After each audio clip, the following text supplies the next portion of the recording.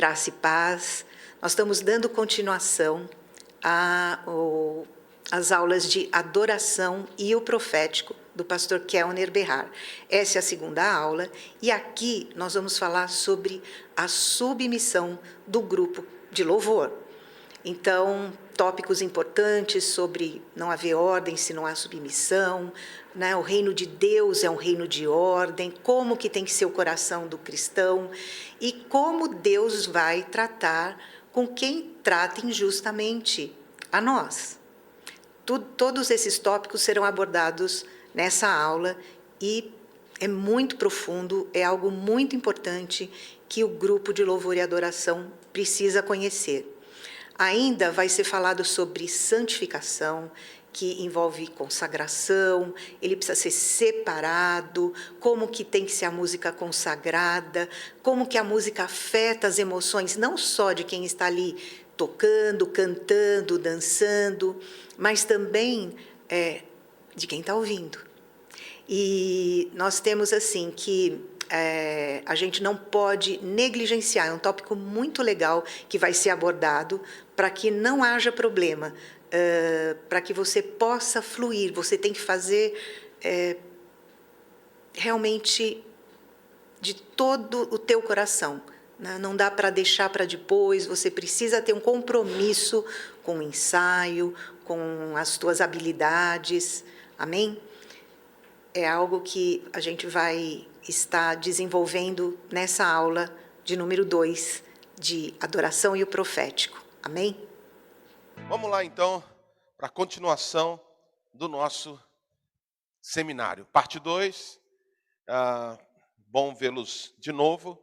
Queria, a pedidos do pastor Chori, ele pediu que fizesse, então, obedecendo a sua instrução. Aqui está o livro. Eu não sei se dá para a iluminação mostrar bem, mas esse livro está, é só você. Ele tem o físico, mas ele está também como um e-book. Se você clicar aí no link, logo abaixo na descrição, você pode adquiri-lo. Ele custa um preço exorbitante de R$14 e você pode parcelar em até 14 vezes, se for o caso. Mas eu indico porque ajuda na ministração. Nós paramos hoje pela manhã na página 14, quando eu ia ler o texto, porque dos versículos 4 a 11 de 1 Crônicas, capítulo 15, Davi dá a instrução, e o aspecto é submissão, quando ele estabelece chefes por cabeças, e cada levita estava debaixo de uma turma e respondia para essa liderança, para esse chefe. Então nós estamos abordando aqui na página 14 o ponto 4.4, que é a submissão. Só para a gente se localizar, eu falei sobre ter que ser chamado por Deus no 4.1. O 4.2 foi ter habilidade musical. Nós citamos alguns textos. Aí falamos no 4.3 que tem que ser da tribo. Davi reconhece que tinha que ser a tribo de Levi, porque essa tribo o Senhor tinha separado para isso. E agora nós vamos falar sobre o quarto ponto, a questão da submissão. E na questão da submissão, é muito importante a gente entender que não há ordem sem submissão. Uma das instituições que existem em todos os países que mais apresenta ordem, que sem ordem não funciona, é o meio militar. Eu participei, eu sou um tenente da reserva na área de engenharia, e não existe funcionamento do militarismo sem ordem. A ordem é fundamental para que possa funcionar tudo o que tem que funcionar. Inclusive, as Forças Armadas, o Exército, ele existe para a defesa da pátria. E, se preciso for, que entre em guerra para defender a nação.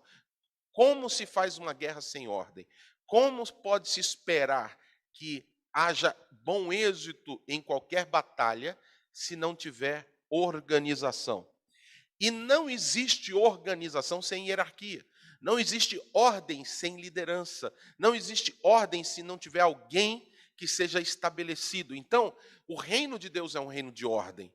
O reino de Deus é um reino estabelecido para prevalecer. A Bíblia diz, o Senhor Jesus disse que as portas do inferno não prevalecem contra a igreja. E a igreja está montada, edificada, estabelecida sob o cabeça, que é Cristo Jesus. E Cristo Jesus, em Efésios capítulo 4, versículo 11, de acordo com as palavras de Paulo, diz que ele estabeleceu uns para apóstolos, profetas, pastores, evangelistas e mestres, com vista ao aperfeiçoamento dos santos. Veja, ordem, aperfeiçoamento dos santos e o desempenho do seu serviço. Organização, desempenho, você vai fazer isso, você vai fazer aquilo. E da onde vem essa instrução? Vem do Pai, liberado na vida das autoridades constituídas por ele, e essas autoridades põem ordem. Eu quero fazer um parênteses, eu ouvi um youtuber, um pastor famoso, dizendo que o texto de Romanos capítulo 13, que todo homem deve estar sujeito à autoridade, ele, se eu não me engano, eu vou dizer o nome dele porque ele já falou publicamente, é o Anderson Silva. Eu quero aproveitar e trazer essa palavra de confronto com essa realidade, porque eu estou falando sobre o aspecto de submissão. E ele aborda no seu vídeo dizendo que o Romanos capítulo 13, quando o apóstolo Paulo diz que todo homem esteja sujeito às autoridades, ele está falando sobre autoridades civis, ele está falando sim sobre magistrados, mas que isso não se aplica às autoridades eclesiásticas. E aí, com isso, ele constrói uma narrativa de que, como se pastores fossem abusadores do rebanho, e como são palavras minhas, mas a ideia que passa, e de que pastores não têm que se valer desse texto, e que as pessoas não têm que se submeter às autoridades instituídas por Deus, com base no texto de Romanos capítulo 13. Acontece que em Efésios capítulo 4, versículo 11, quando o Senhor diz que ele estabeleceu apóstolos, profetas, pastores, evangelistas e mestres, com vistas ao aperfeiçoamento. A minha pergunta é o seguinte: como é que você leva alguém ao aperfeiçoamento se você não falar na vida da pessoa? Como é que você leva alguém ao aperfeiçoamento se você não tiver autoridade e se a pessoa não inclinar seu coração para reconhecer a sua autoridade, para que você possa dizer para essa pessoa: olha, eu percebo algumas coisas na sua vida, isso não procede da palavra de Deus e isso vai gerar destruição em você. E como não exercer autoridade, como exercer autoridade se você não dispor de mecanismos em que você possa pôr limites e freios? Você vê que quando Davi estabelece os protocolos para o funcionamento da música no templo, ele organiza de tal maneira para que todas as pessoas, todos os levitas, eram várias equipes, mais de 200 equipes se revezando 24 horas tocando no templo. Tinha que ter ordem, tinha que ter liderança, tinha que ter posturas, tinha que ter horário, tinha que ter uma série de dispositivos para que pudesse funcionar e não houvesse furos. E se um desses furasse, se um desses falhasse no seu compromisso, haveria responsabilidades. E nós vemos em vários aspectos na Bíblia, e voltando para Efésios capítulo 4, que se nós quisermos manter um ministério de música, de louvor, de adoração, muito bem equipado e funcionando de maneira que atraia um ambiente profético, cumprindo o propósito para o qual o ministério existe, tem que ter ordem. E para ter ordem tem que ter autoridade. E para ter autoridade, as pessoas têm que ter reconhecimento, têm que inclinar o coração. E tendo dado essa primeira abertura e introdução, eu quero falar sobre 1 Pedro 2, 18 e 20. Não antes de saudar o meu amigo pastor Jonatas, pastora Cíntia, os outros pastores que estão participando, é um prazer. Ele, inclusive, o pastor Jonatas colocou aqui, Deus é um Deus de ordem, exatamente. O apóstolo Paulo escreve aos Coríntios dizendo, tudo seja feito com ordem e decência. Então, para que funcione tem que ter ordem. E para ter ordem tem que ter submissão. Então, olha o que diz 1 Pedro, capítulo 2, 18 a 20. Servos, sede submissos com todo o temor ao vosso Senhor, não somente se for bom e cordato, mas também ao perverso, porque isto é grato. Eu quero reforçar aqui a ênfase no que Pedro está dizendo. Você não tem que ser submisso somente quando a autoridade é boa e cordata. Sabe aquelas autoridades que falam: não, tudo bem, não, você errou, você marcou a coisa na hora errada, você fez as coisas na hora errada, você não cumpriu com os seus horários, mas tudo bem, tudo tranquilo. Olha, vem cá, me dá um abraço aqui. Não, tá jóia. Fantástico, é legal ter uma autoridade assim, que é um cordato, é flexível. Mas e quando a autoridade é mais forte, mais sanguínea, mais hemorrágica, mais in- intensa, e às vezes fica bravo, não é? A Bíblia diz, veja bem, eu não estou aqui, e eu quero que você entenda, eu não estou aqui de maneira nenhuma dando desculpas para autoridades, líderes serem rudes, grosseiros ou mandar e desbandar de maneira incoerente, porque em contrapartida há um freio. Quando o Senhor promete que daria ao povo pastores inteligentes, sábios, que pastoreariam o rebanho. O próprio apóstolo Pedro, que está escrevendo aqui no capítulo 2, a ser submisso às autoridades, sejam elas boas ou más, esse mesmo apóstolo, mais na frente, diz o seguinte: pastores, pastoreai o rebanho que está no meio de vós, não por constrangimento, mas com exemplo. A Bíblia fala sobre a paciência, que o presbítero tem que ser paciente e que ele tem que ser apto para ensinar, com mansidão. Então, nós não estamos usando aqui nenhum tipo de desculpa para fundamentar atitudes grosseiras de líderes, mas, por outro lado, as atitudes falhas de um líder não pode ser justificativa para quebrar a obediência. Por isso que ele diz, não somente se for bom e cordato, mas também ao perverso. E ele continua, porque isto é grato que alguém suporte tristezas, sofrendo injustamente por motivo de sua consciência para com Deus. Pois que glória há se, pecando e sendo esbofeteados por isso, o suportais com paciência.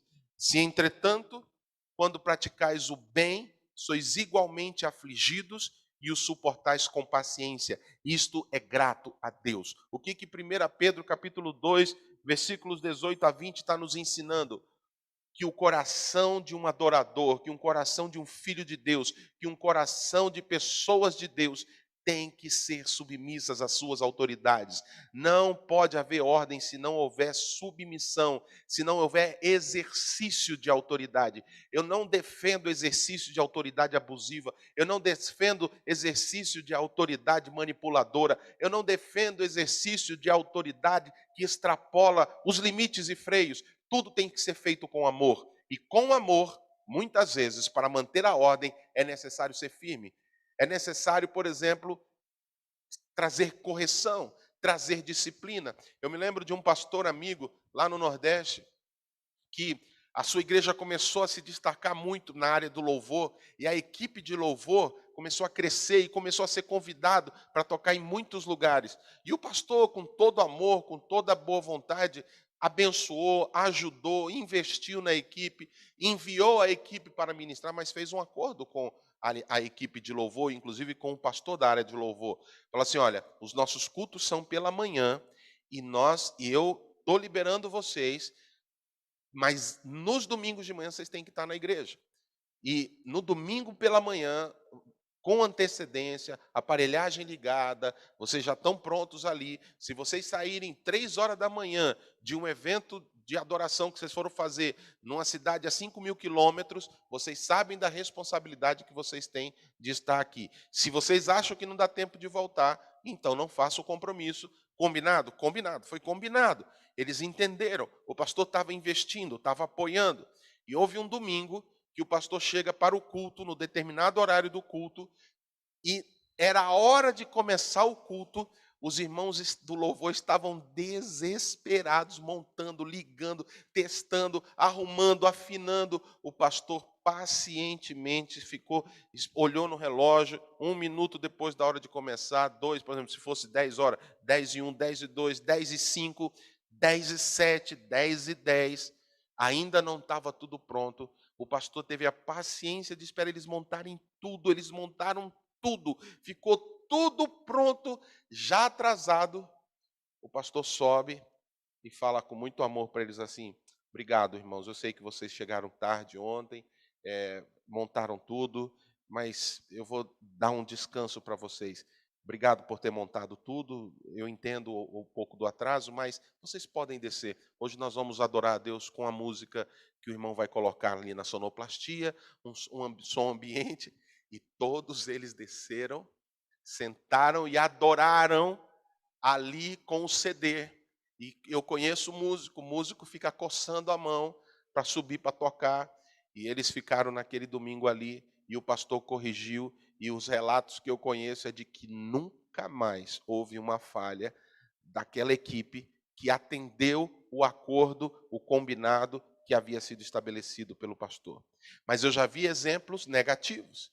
Eu vi exemplos, por exemplo, de músicos excelentes que chegaram para tocar, tinha sido combinado a hora que era para chegar antes, chegou atrasado, o culto começando, veio subindo para tocar, e o pastor responsável pelo louvor disse para o irmão, nós tínhamos combinado, e eu vou pedir para o irmão adorar hoje no meio da congregação. O cara da bateria falou, não, beleza, saiu, pegou sua bolsa e foi embora da igreja. E nunca mais voltou na igreja.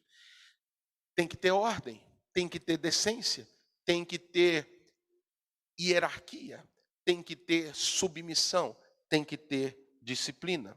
Em 1 Pedro 2,23 ainda diz assim, pois ele, quando ultrajado, não revidava com ultraje, quando maltratado, não fazia ameaças, mas entregava-se àquele que julga retamente.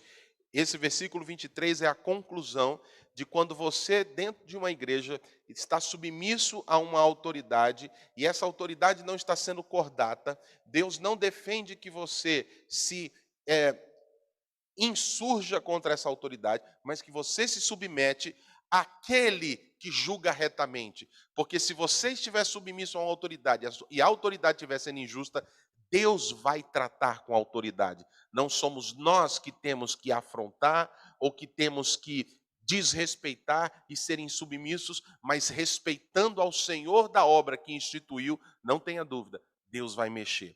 Agora, sabe por que é tão importante falar sobre esse assunto? Porque inúmeros rachas têm acontecido nas igrejas, inúmeras divisões têm acontecido e muitas delas têm acontecido no meio do ministério do louvor, no meio da equipe de louvor. Parece que é o mesmo Espírito que fez o primeiro ministro de louvor do céu ser expulso do céu por causa de um coração vaidoso que queria ocupar o lugar de Deus e, infelizmente, muitos artistas, músicos dentro das igrejas vaidosos, orgulhosos, não tratados, não inclinados a serem discipulados, tratados, acompanhados, têm gerado divisão, influenciado outros músicos e precisa haver uma ordem na casa, onde o pastor da igreja é o responsável para organizar tudo isso. Amém? Vamos para o quinto ponto. E nesse quinto ponto, tudo bem se houver algumas chibatadas, irmãos. O objetivo não é ferir ninguém, mas é traçar para os princípios, ligar os pontos dos princípios na palavra de Deus. Mesmo que haja algumas chibatadas, eu vou apreciar muito se você no chat aí colocar um incentivo, dizer, pastor, manda ver, não tem problema não, estamos recebendo, vamos crescer, aleluia, glória a Deus, é seminário, e eu estou aqui para isso, se precisar apanhar, eu vou apanhar. E crente que é crente sempre gosta de levar umas palmadas, né? Vamos lá. No versículo 12 de 1 Crônicas, capítulo 15, eu vou ler para os irmãos, 1 Crônicas, capítulo 15, que é o texto base que nós estamos usando.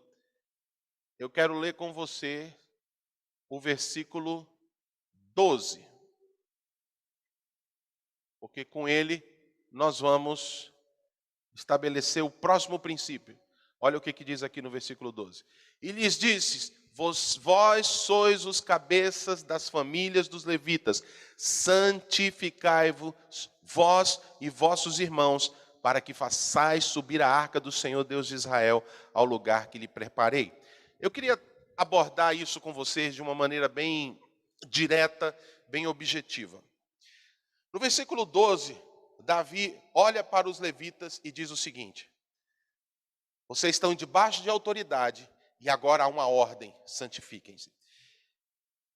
Quando Davi fala isso, ele está dizendo qual é o critério, qual é a regra, o freio, o limite, o processo que a pessoa tem que se submeter para estar em ministério, e é a santificação. E aqui envolve uma questão do pastoreamento, mais uma vez, para acompanhar, ouvir sobre as tentações, ouvir as confissões, confrontar, discipular e todos os aspectos relacionados ao pastoreamento da equipe. Esse pastoreamento tem que ser de perto. Se o pastor pastoreia muitas pessoas, a igreja é grande, há muitas responsabilidades, ele tem que ter alguém de sua confiança que pastoreie o ministério de louvor e que acompanhe o ministério de louvor, que possa olhar no olho. O ministério de louvor não está tocando apenas quando está atrás do seu instrumento, ele está tocando quando ele convive com os irmãos, a forma como ele se relaciona com os irmãos, o que ele vê, as coisas que ele pratica, como é a questão financeira dele, tudo isso tem que ser pastoreado. Agora, eu quero abordar de uma maneira mais objetiva e tentar ampliar a nossa compreensão a respeito da palavra santificai-vos. Eu fui buscar no original, lá no hebraico, a palavra é kadash ou kadesh, pode ser qualquer uma das pronúncias. E ela significa ser consagrado, ser santo, ser separado, ser colocado à parte, honrado, proibido. Preste atenção nas definições da palavra kadesh, que são a base aqui de santificação. Vou repetir, consagrado, santo, separado, colocado à parte, honrado, proibido. É extremamente sugestivo que no aspecto do processo de santidade tenha as palavras honrado e proibido. A ideia de santificação envolve um conceito bíblico de propósito único. Eu vou te explicar o que é isso. Aquilo que é kadash, aquilo que é kadesh, aquilo que é honrado, santo, separado, consagrado, ele tem um único propósito para o qual ele pode ser usado. Não pode ter uso deslocado. O que é kadash? Por exemplo, se no Antigo Testamento o conceito é esse de santificação. Se eu santifico esse teclado, eu estou fazendo um kadash nele, ou kadesh. Isso quer dizer o seguinte: a partir de hoje, ele só pode ser usado para o propósito para o qual ele está sendo santificado. Ser santificado é ser separado para cumprir um propósito.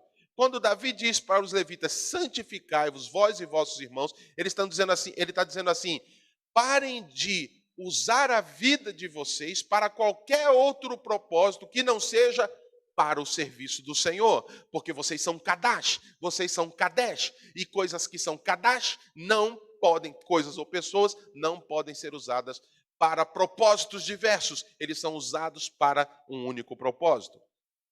E eu vou dar alguns exemplos para vocês de onde aparece a palavra kadash. A palavra kadash ou kadesh aparece, por exemplo, em Gênesis capítulo 3, versículo 2, quando o Senhor santificou o sábado. E a palavra que aparece lá no santificar o sábado é kadesh.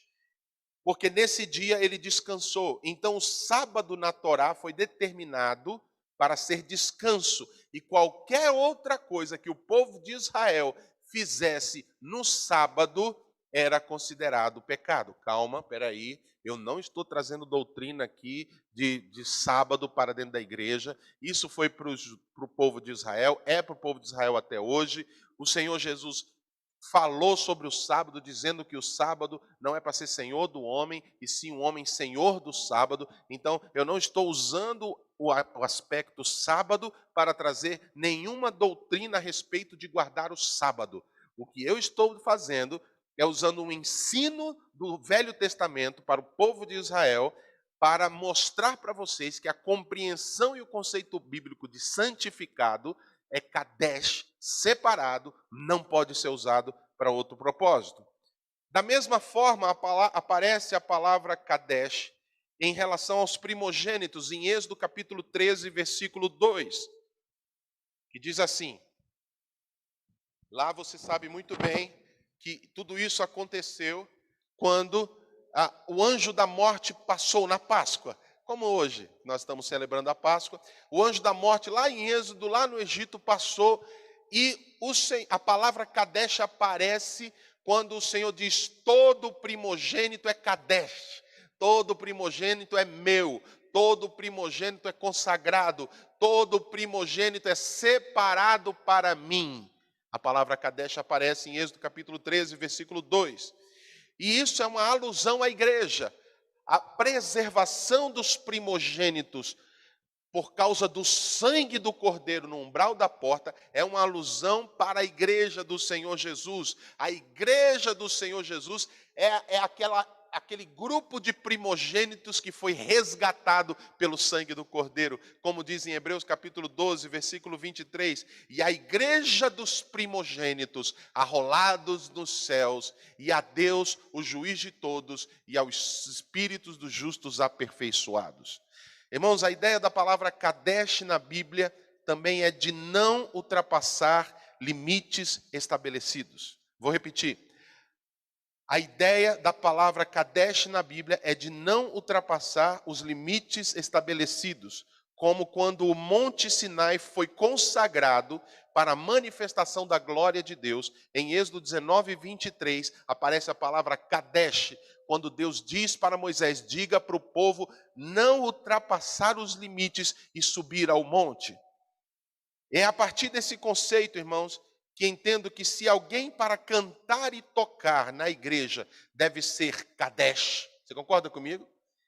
Que para eu tocar, cantar, adorar, ministrar na igreja, se eu tenho que ser separado, consagrado, Kadesh, então essa pessoa estaria impedida pelo princípio da consagração de se envolver com música que também não fosse consagrada. Porque se a pessoa é Kadesh, eu faço uma pergunta para você. Você é consagrado, você é Kadesh, você é separado para a glória de Deus. Então, se você é separado para a glória de Deus, através do seu talento, do seu dom, da sua vida, se a sua vida é Kadesh, então o seu talento é Kadesh, então o seu dom é Kadesh. Se você é consagrado, você pertence ao Senhor. E se você pertence ao Senhor, o seu talento pertence ao Senhor, o seu dom pertence ao Senhor. Se a pessoa é consagrada, se os seus dons e talentos são consagrados para o uso ao Senhor, logo não poderiam ser usados para outros fins. Ciente dos muitos argumentos e justificativas que se usam para contestar o ensino que eu estou trazendo aqui e que eu fundamento biblicamente, tal posição, é que eu preparei algo nessa apostila, nesse manual, para o pessoal do louvor, para estabelecer a minha pessoal posição a respeito de filhos de Deus, de adoradores, mas especificamente de músicos. E quando eu falo de músicos da equipe, eu olho para a minha direita, porque a minha direita aqui está montado, é onde a gente, né, usa os instrumentos aqui. Então, não devem ouvir música secular, não devem gastar tempo com música secular. Não, cristãos verdadeiramente adoradores e principalmente pessoas envolvidas com o ministério da música na igreja e que são Kadesh, não deveriam misturar ou se propor a outro propósito que não seja a música Kadesh, a música consagrada. E aqui eu quero trazer então, mencionando alguns pontos que eu já falei no início, mas eu quero fazer agora dentro desse contexto.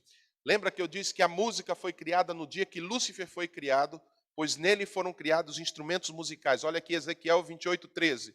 De ouro se te fizeram os engastes. Essa palavra engastes pode ser traduzida por pandeiro e tamborim. E os ornamentos, no dia em que foste criado, foram eles preparados. Repetindo, quando Lúcifer foi criado, criado, nele foram criados tambores, pandeiros e tamborins. E Deus o destituiu de sua posição por causa da sua iniquidade. Olha Ezequiel 28, 18. Pela multidão das tuas iniquidades, pela injustiça do teu comércio, profanaste os teus santuários. Eu, pois, fiz sair do meio de ti um fogo que te consumiu, te reduzi a cinzas sobre a terra, aos olhos de todos os que te contemplam. Vamos lá. A música que Lúcifer, Satanás hoje produz, e ele continua produzindo, é uma música corrompida, porque ele foi corrompido. Guarde o princípio. Se ele foi corrompido, a sua música é corrompida, e se quem é consagrado toca o que é consagrado, quando você se mistura com o que não é consagrado, você está saindo do propósito Kadesh para o qual você foi consagrado. A música consagrada a Deus trará influência abençoadora a quem a ouve, e a música corrompida trará influência maléfica sobre quem a ouve. Agora, como seria possível dizer qual música estaria livre da influência de Satanás? Pela letra? Irmãos, há letras que revelam por si só a contaminação da música. Há músicas no passado, por exemplo, verdadeiras odes a Satanás, como, se eu não me engano, da Ivete Sangalo, que fala, você caiu do céu. Não sei se é dela essa música, mas tem de um querubim, né? Fala, querubim que caiu do céu, que eu não vou nem cantar a música aqui. Você não precisa de uma revelação para dizer que essa música não é consagrada às trevas. Mas não é só quando a letra é reveladora e já se denuncia por si mesmo. Porque há letras que, embora se revelem a contaminação por si só, tem letra que não, tem letra que aparentemente parece inocente. Mas, gente, letra não é música. Pastor, a palavra tem poder? A Bíblia diz que a palavra tem poder. Agora, quando a letra da música não está revelando qualquer consagração, pode ser um romance, pode ser enfim, qualquer outra coisa, ainda há a suspeita da música em si ser consagrada. Vamos lá, porque a letra não é música. A letra de uma canção nada mais é do que uma poesia que se encaixa numa melodia. Música é a combinação de melodia, harmonia e ritmo. A letra pode até ter uma mensagem inocente, mas a música que a acompanha, se não for inspirada por uma pessoa regenerada pela obra da cruz, carregará nela mesma as marcas da alma do seu compositor, assim como as influências que há nele. Entenda isso. Quando um compositor se consagra, eu faço essa pergunta para você. Quando um homem de Deus, uma mulher de Deus se consagram, vivem na presença de Deus, buscam a presença de Deus, andam debaixo de submissão, andam em obediência, são fiéis e leais ao Senhor e às suas autoridades. Quando essa pessoa compõe uma canção, você acha que a influência da vida dessa pessoa vem sobre a canção? O que você acha? Fala para mim, deixa eu ver aqui. Você acha que... Responde aí para mim. Você acha que uma pessoa consagrada, quando compõe uma música, as marcas de bênção na vida dessa pessoa têm influência na música? Essa é uma pergunta. Bom, e aí vem a outra pergunta. E uma pessoa que não necessariamente faça parte de centro de macumba ou de qualquer prática satanista, ele não tem isso, mas é uma pessoa adúltera, beberrão, viciado, boca suja, pessoa sem compromisso nenhum com os princípios. Você acha que a influência da vida dessa pessoa vai na composição? Pois eu tenho a resposta para você. Sim, a influência da vida de uma pessoa vai na composição. Como você pode afirmar isso, pastor? Porque é o mesmo princípio que se pratica no ato de profetizar. Quando um profeta fala daquilo que Deus está falando, ele ouve o Senhor, ele pode ouvir a voz, ele pode ter a sensação, ele pode ter uma visão, mas o cano é a pessoa, quem está transmitindo é a pessoa. E dependendo de como a pessoa é, o jeito da pessoa, ela traz marcas na palavra. E é isso que vai determinar se o profeta é maduro ou não. A forma como ele, quer dizer, um dos critérios, a forma como ele transmite aquilo que ele está recebendo do Senhor. Da mesma maneira que dessa forma profética, você pode marcar a profecia, também na música, você pode marcar a composição. E marca, na verdade. É muito fácil você identificar, pela música, o estado de espírito da pessoa. A pessoa muitas vezes pode estar no seu momento de tristeza, no seu momento de abatimento, de frustração, e ela vai compor uma música que vai expressar, e se ela é uma adoradora, ela vai expressar a dor, mas ela vai expressar a graça e a cura e o milagre de Deus. Se uma pessoa não é consagrada, ela vai compor uma música num momento, por exemplo, em que ela está vivendo uma vida de adultério e vai falar, e na música vai fazer uma declaração para a mulher dizendo: deixa ele, vem para mim. Tem influência, irmãos. Tem influência na letra e tem influência na música. Continuando. Vamos lá. Nós paramos aqui. Agora, eu tinha feito essa pergunta: como seria possível dizer qual música estaria livre da influência de Satanás? Não pela letra, porque a gente viu que a letra é só a poesia. A música é a combinação da melodia, harmonia e ritmo. E nós vimos que a música inspirada por uma pessoa regenerada pela obra da cruz carrega nela mesma as marcas da alma do seu compositor. Isso acontece porque a música foi criada para interagir com as nossas emoções. É importante você entender isso. A música mexe com as emoções e ela foi criada para isso. E não há erro nisso. Por exemplo, quando você quer fazer uma celebração, quando você está feliz por uma vitória, quando você está cheio de alegria, porque Deus te abençoou, Deus te livrou do Covid, Deus curou você, Deus te deu a casa que você pediu.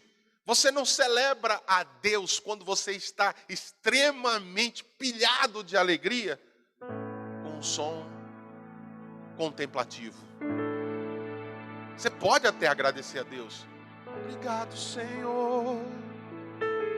Mas quando você está explodindo de alegria, é diferente a celebração. Tem uma canção que a gente faz assim. Não é Salmo 126? Não, Salmo 126. É assim. Os que semeiam com lágrimas colherão, com alegria e júbilo ceifarão. Mesmo em meio a batalhas, confiarão e terão a vitória nas mãos. Andando, chorando, cantando, confiando, orando e crendo, vivendo as promessas. A nossa boca se encheu de riso e o nosso coração de alegria. Em lugar do pranto há um canto, grandes coisas fez o Senhor. E por aí vai. Quando você está alegre, essa canção Deus me deu num momento de celebração, num momento de festa, num momento de alegria, de grandes vitórias acontecendo. E aí eu comecei a dizer: a nossa boca se encheu de riso e o nosso coração de alegria. Festa. Porque a música interage com as nossas emoções. Nossas emoções produzem o estilo de música que vai acontecer. Continuando aqui. Ao ouvir uma canção, suas emoções são tocadas e os sentimentos interagem, muitas vezes imperceptivelmente, com as construções harmônicas, causando os mais variados tipos de reações emocionais. Música foi criado para tocar tuas emoções. Música foi criado para mexer com o seu corpo. Música foi criado para gerar ou um profundo sentimento triste ou alegre. Vamos lá. Ignorar os efeitos da música num ser humano é ignorância ou desonestidade intelectual e espiritual. Se concordamos que a música tem efeito sobre as emoções, como poderia permitir que meus ouvidos fossem canais para internalizar algo que foi produzido e carrega a influência de alguém cujo espírito está morto e a alma doente? Como? Se eu sei, por consciência, de que a música, por si só, sem ter influência espiritual, a música foi criada para interagir com as tuas emoções, como alguém que tem entendimento das coisas de Deus, que discernem as coisas espirituais, pode abrir os seus ouvidos para usufruir de música que você não conhece a origem? Não, eu conheço, foi o Terebentino que fez lá, o Terebentino da Silva, famoso. Ele compôs aquela música, mas o que eu falo é, você conhece a história daquele cara? Você sabe as coisas que ele está envolvido? Você sabe quais são os envolvimentos espirituais que ele tem? Você sabe se esse cara pertence ao Senhor Jesus? Porque se ele não pertence ao Senhor Jesus, se ele não é um servo de Deus, o que tem na alma dele transmite na música. E quando você abre os seus ouvidos para interagir com aquela música, e vai haver influências invisíveis, talvez não perceptíveis imediatamente, mas com certeza, ao longo do tempo, vai comprometer a sua vida. E eu preciso dizer isso para você. Eu estou falando como um músico, irmãos. Eu estou falando como um conhecedor limitado, porque ninguém conhece tudo, da música e os seus efeitos e o que ela pode produzir na vida de uma pessoa. O Senhor Jesus disse que se os olhos forem bons, eu quero trazer mais esse embasamento bíblico para você. Olha o que Jesus disse. Em Mateus capítulo 6, versículos 22 e 23, ele diz: se os olhos forem bons, o corpo será luminoso. Ou seja, se os teus olhos forem bons, teu corpo terá luz. A palavra grega aqui é oftalmos, que aparece no texto de Mateus 6, 22 e 23, sobre os olhos, se os olhos forem bons. E ele é aplicado para olhos mesmos, mas também, eu não sabia disso, a palavra grega oftalmos, ela é aplicada para a capacidade de compreender, internalizar. A palavra oftalmos, ela é traduzida tanto para olhos físicos como olhos da alma. E quais são os olhos da alma? Olhos da alma é todos os sentidos que comunicam a tua alma. O que você vê, o que você ouve, o que você recebe de alguma maneira, pelo entendimento, toca na tua alma. Então, a compreensão dessa palavra oftalmos, no original, quando Jesus disse assim, se teus olhos forem bons, eu poderia traduzir da seguinte forma: se tudo o que você internaliza, se o que você vê, ou se o que você recebe, o que você compreende, se o que os olhos da tua alma veem, se forem bons, teu corpo será luminoso. Tudo o que você internaliza, seja pelos olhos ou qualquer outro sentido, como pelos ouvidos, sendo mal, vai contaminar. Portanto, todo aquele que é nascido de Deus não deveria ouvir, tocar, cantar ou interagir de qualquer outra maneira com a música secular. Há um pensamento vigente de que o músico deveria se expor com liberdade a todos os estilos para que possa desenvolver sua criatividade. Balela, balela.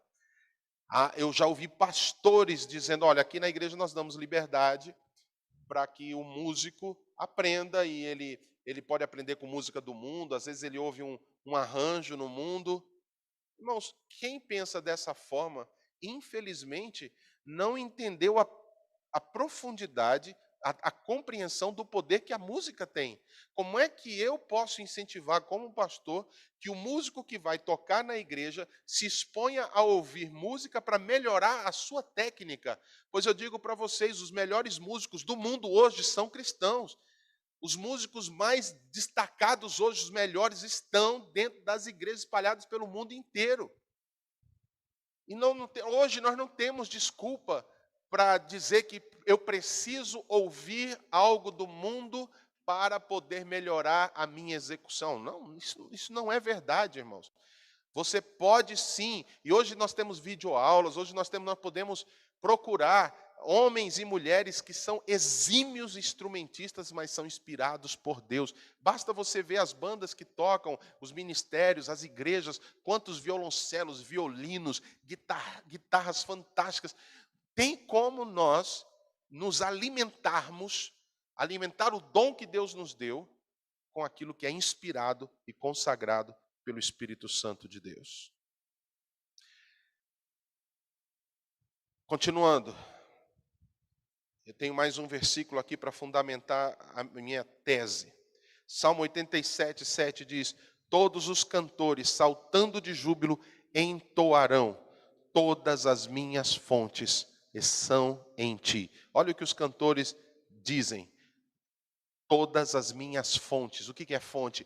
É origem, inspiração. O que me causa inspiração, o que me alimenta, o que me dá condições para executar aquilo que eu vou executar. Fonte. Aonde está a fonte? No Senhor. Todas as minhas fontes são em ti. Bom, eu quero concluir esse aspecto do Kadesh, dizendo isso, que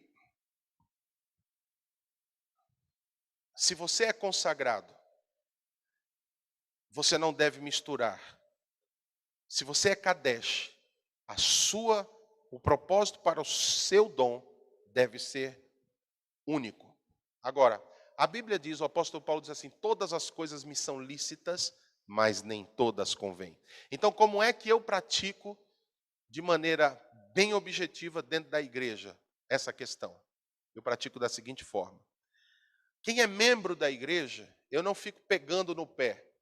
Mas se vai exercer ministério, se vai querer ser líder de célula, se vai tocar no louvor, então tem que seguir esse padrão. Nós, da comunidade evangélica Moriá, não está na nossa apostila de integração e na nossa ficha de entrevista com cada membro. Quais são as músicas que você ouve? Como é que você lidar com essa questão da música? Não. E aí, quando a pessoa fala, eu ouço de tudo, aí a gente instrui com amor, traz os textos e fala para a pessoa: olha, nós praticamos isso. Agora, você precisa estar ciente do seguinte: você está entrando para uma igreja que acredita nessa visão. Eu dou os textos bíblicos. Enquanto você é membro da igreja, você não vai ser cobrado do que você ouve, como de outras responsabilidades. Mas a partir do momento que você passa a integrar ministério na igreja, você faz a escolha, sabendo que os nossos critérios são esses. Agora, ainda mais exigente com a questão da música é com o pessoal do louvor. Uma das coisas que eu também eu tive que lidar, por exemplo, quando nós abrimos a igreja em São José do Rio Preto, são exemplos que eu estou dando para poder elucidar melhor. Quando a gente abriu a igreja em São José do Rio Preto, uma cidade bem maior que Tanabi, a gente passou a lidar com outras questões, e um guitarrista muito bom, cristão, mas que não tinha tido ainda instrução sobre o assunto, ele dava aula de música secular. Ele dava aula em escola de música, esse era o ganha-pão dele, e ele ensinava as pessoas. Eu entrei em crise, orei por um tempo, falei: o que eu vou falar? O cara tem família para sustentar, eu vou falar para ele deixar. Mas só que eu tinha um princípio. Então, Deus me deu uma direção para sentar com esse rapaz, eu tenho certeza que ele não se importa, que é o Leandro. Eu sentei com ele, é o nosso guitarrista da igreja, conversei com ele e falei: Leandro, eu não posso, como um pastor, dizer para você: não faça isso, eu sei os meus limites, agora eu preciso te expor o meu princípio. O meu princípio, aquilo que eu creio biblicamente, é de que se você é consagrado para o louvor, você não deve usar essa consagração para outras coisas. Pastor, mas eu dou aula, eu sei. E eu não vou jamais dizer para você deixar a sua aula. Eu só quero que você entenda o seguinte: eu já tenho esse princípio antes de te conhecer. E eu não posso permitir que você participe do ministério se você não definir, não decidir o que você vai fazer. Se for o caso, pede a Deus, fala com Deus, pede uma direção de Deus, e foi o que ele fez. E no fim, irmãos, ele entendeu, não foi eu que disse, mas orando, ele entendeu, e foi bom porque reforçou o chamado que ele tinha. Ele falou: não, mas peraí, tudo bem, o pastor, eu entendi a posição do pastor, isso foi ele me falando depois, que eu não devo misturar, ou eu estabeleço que eu dou aula de músicas cristãs, e quem quiser vem, quem não quiser não vem. Ou eu paro de dar aula de música secular e vou servir na igreja e arrumo outra coisa para fazer. Mas aí ele disse que, no seu testemunho, de que Deus falou com ele. Ele foi orar, ele foi trazer a questão: Deus, é o meu sustento, como é que eu faço? No fim das contas, ele saiu da escola, Deus deu um outro negócio para ele, que ele está nesse negócio até hoje, um negócio próprio, e ele está servindo no ministério. E ele ficou em paz, ele ficou tranquilo, porque era algo que no fundo estava no coração dele que incomodava. E ele entendeu. Então, eu não acho que a gente simplesmente tem que chegar e dizer assim: você não vai mais ouvir. Não, mas critérios precisam ser estabelecidos. Dentro de cada igreja, cada pastor vai estabelecer os seus critérios. Eu transmiti aqui aquilo que eu crio, aquilo que eu creio, né? Crie e creio, e aquilo que eu recebi do Senhor, eu passo para você. Você julga a palavra, não a mim, por favor, mas julgue a palavra. Se serve para você, pratique. O meu testemunho pessoal é que minha vida musical mudou depois que eu, por volta de 19 anos de idade, como eu contei hoje mais cedo, tocava no quartel, né, porque eu fiz CPOR, eu tocava lá com a galera e tal, e Deus me chamou a atenção dizendo: você é chamado. E eu, naquele dia, larguei mão e decidi nunca mais sequer dar aula com música secular. Eu só dava aula para pessoas cristãs. Parei, quebrei os discos que eu tinha de vinil da época, meu Deus. Desisti de tudo e desde então nunca mais eu me entreguei os meus ouvidos à música secular. E esse era o meu pensamento. Eu não quero correr o risco de eu estar ministrando na casa do Senhor e fazer melodias de adoração, cântico novo, como por exemplo assim: eu vim para te servir, eu vim para te adorar, meu coração pertence a ti, Jesus. Todo louvor e adoração é para ti, Jesus. Isso é um espontâneo. Eu não quero correr o risco de eu estar adorando a Deus e de repente, num espontâneo, uma frase melódica influenciada pelo que eu ouvi no mundo venha entrar e quebrar o mais puro fluir daquilo que é consagrado ao Senhor na área da música. Então, por isso, pessoalmente, eu decidi me consagrar ao Senhor para que o seu fluir seja completamente puro de qualquer influência do mundo. Amém, irmãos? Eu sei que o assunto é polêmico, eu sei que é algo forte, mas não quero deixar escandalizado ninguém. E conto aqui com você com um feedback aqui no nosso chat. Se você não concorda, converse com o seu pastor. Se você concorda, então dá um apoio aqui para eu não achar que eu estou sendo rejeitado. Brincadeira, irmãos. Continuando. Tudo bem aí? Posso continuar? Pastor Chore, me dá apoio? Bom, pastor Chore disse, de acordo, e então, meu amigo, o resto é com ele aí, pessoal. Os outros pastores, os outros irmãos também consertem com seus pastores aí. 4.6, não negligenciar.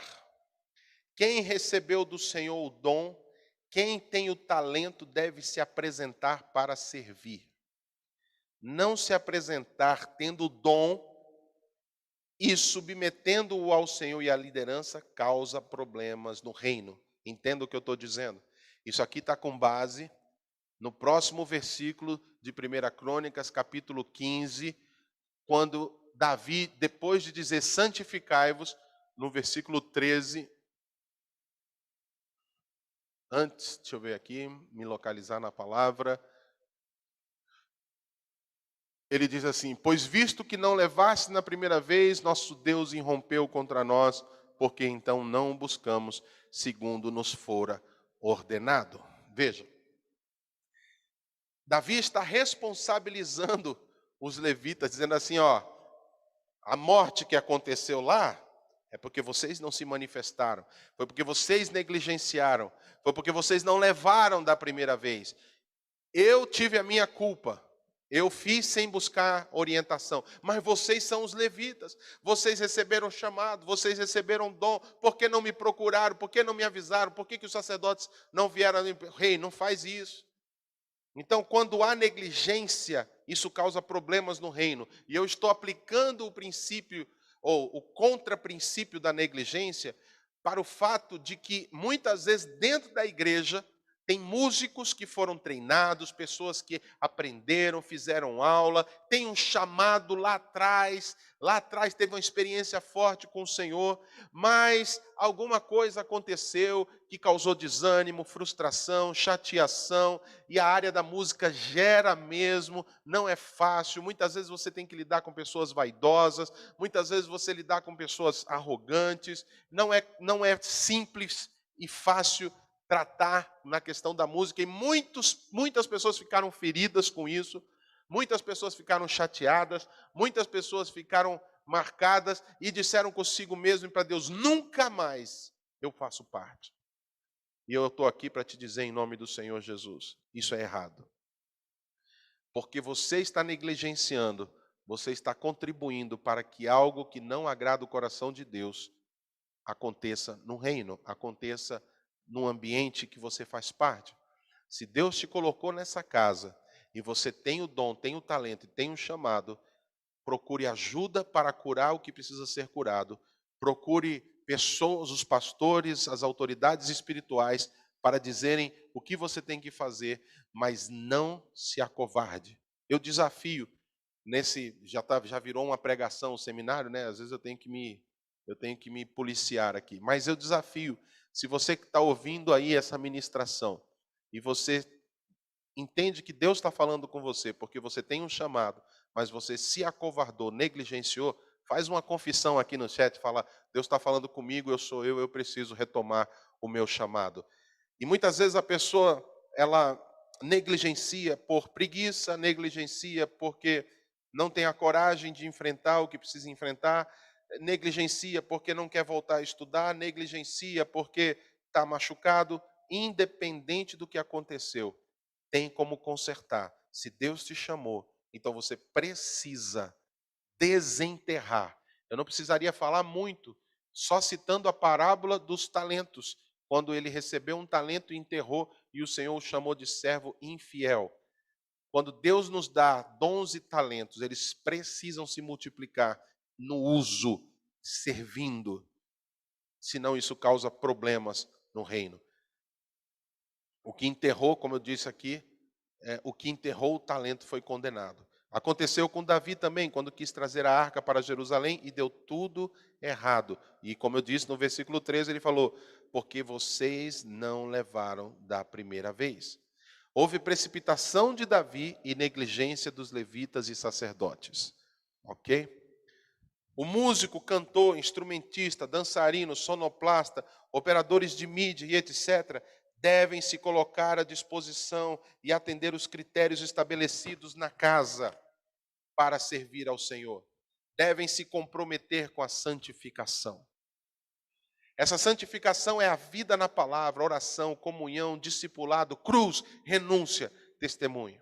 Alguém que não esteja disposto a se santificar não tem autoridade para ministrar ao Senhor, por melhor músico ou cantor que possa ser. E muitos têm quebrado esse princípio na igreja para não ficar sem músico no altar. Isso é muito sério. Quando pastores e autoridades espirituais acabam se tornando conivente com o pecado, que ele toma conhecimento de certos músicos que estão fazendo, praticando, mas não buscam conserto, não confessam e continuam praticando, e isso traz consequências. Eu tenho ouvido de pastores que argumentam que Deus, tem até um erro aí no seu livro, se você está na página 20, tenho ouvido de pastores que argumentam, aí tem a palavra, tem Deus aqui, não, essa palavra está no lugar errado. A frase seria: tenho ouvido de pastores que argumentam que é melhor o cara estar no altar, ainda que esteja fumando maconha ou adulterando, do que estar no mundo.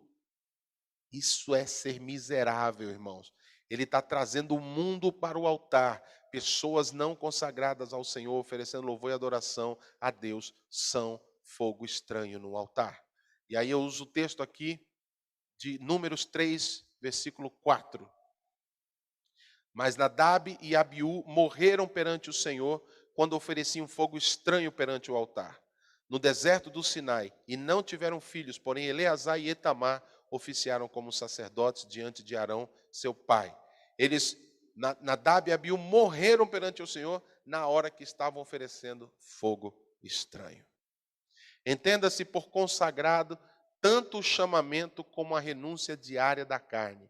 A santidade no altar não é um conceito opcional, mas um conjunto de princípios e valores que exprimem o caráter santo do Senhor e que Ele exige nas vidas de quem Ele escolhe para estar no altar. Aleluia. Glória a Deus. Bom, eu tenho alguns aspectos aqui nas páginas seguintes que nós podemos avançar e falar de maneira mais clara. E vamos lá. Dentro do princípio negligência.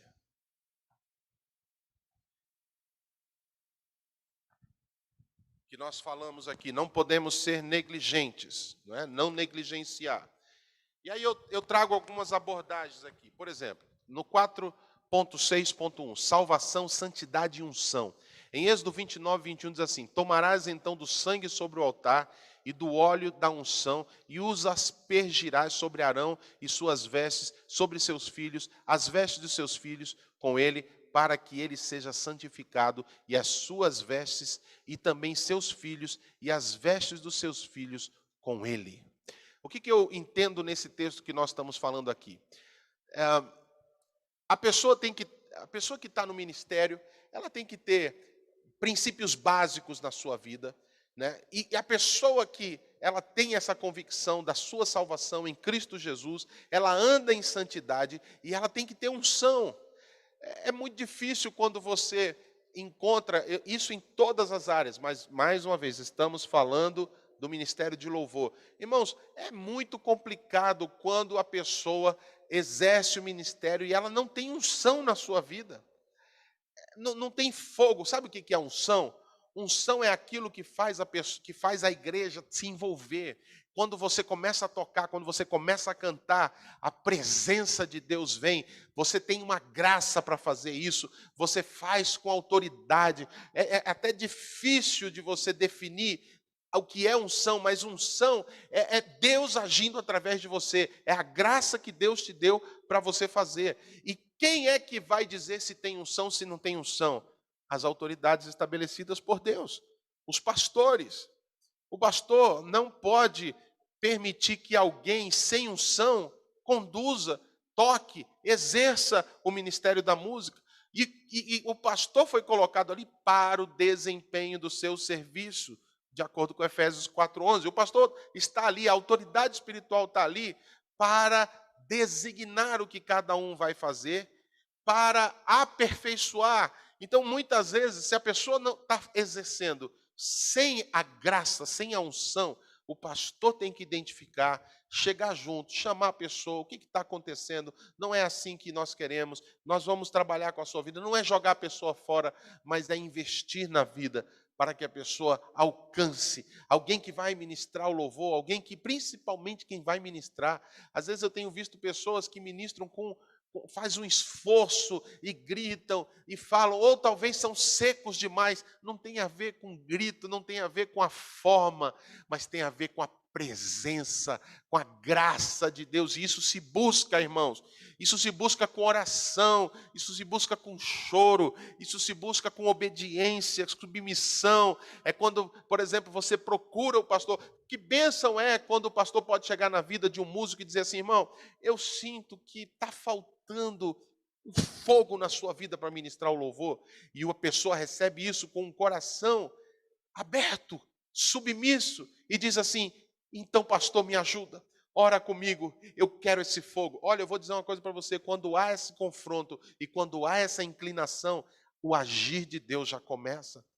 Agora, o duro é que o ministério da música, e eu falo como músico, eu falo como pastor, eu falo vivendo todos, eu fui músico na igreja, eu fui cantor na igreja, eu fui pastor da área de música e sou pastor de uma igreja, e tem uma coisa que precisa ser quebrada no ministério da música que chama-se milindre. Como é difícil você tratar pessoas vaidosas, orgulhosas e que muitas vezes são cheias de si porque têm a arte da música, porque são bons instrumentistas ou bons cantores, e aí você chega para dizer: olha, eu não gostei, eu acho que você está fazendo isso desse jeito ou fazendo aquilo, e a pessoa se ofende, a pessoa não consegue lidar com isso, ela não tem um coração de filho, porque a Bíblia diz em Hebreus capítulo 12 que quando nós estamos sem correção, nós somos bastardos, mas quando somos filhos, o pai corrige o filho que ama e o filho recebe a correção. E se o pastor, a autoridade faz do jeito certo para ganhar a pessoa, fala assim: olha, não está legal, tem alguma coisa na sua vida que assim, não está fluindo, não está acontecendo, está seco ou está exagerado demais, você está demorando muito, você está demorando de menos, você começa uma música, já vai para outra, são 5, 6 músicas e não tem unção em nenhuma delas. O que a gente pode fazer? Quando a pessoa recebe, quando a pessoa inclina e fala: eu quero ajuda, irmãos, muda tudo. Eu quero declarar essa palavra sobre os pastores e os grupos de equipes de ministério de louvor que estão participando desse seminário. Que a graça do Senhor venha sobre a vida de vocês, que não haja milindre no ministério, que o pastor tenha liberdade para falar o que precisa ser falado, inclusive para falar o que não gostou da música. Eu já vi casos de pastores dizerem para o ministro: olha, eu não quero que cante essa música. Então tá bom, então eu não ministro. Só ministra se for a música que ele quer. Tudo errado, irmãos. E o pior, o pastor fala, vira as costas e fala: ai, tudo bem, faz o que você quer, porque não quer se indispor, não quer perder o músico, não quer ficar sem a música. Pois eu prefiro que o pastor, tá? Meu pensamento é que se os músicos não têm consagração, se os músicos não estão alinhados, se os músicos não têm santidade, se os músicos não estão firmes na visão da igreja, que toque com CD, que toque pelo YouTube, que solte um ambiente.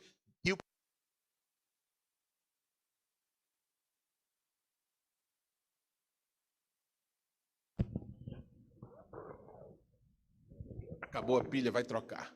Eu vou usando esse. Que o pastor conduza com um ambiente, vai ser muito melhor. Enquanto isso, não é abandonar os músicos, não é deixá-los de fora, mas é chamá-los para um tratamento, é chamá-los para oração, jejum, vigília, discipulado, um a um, em equipe, e dá resultado, irmãos, dá resultado. Eu vou te dizer uma coisa, pastor.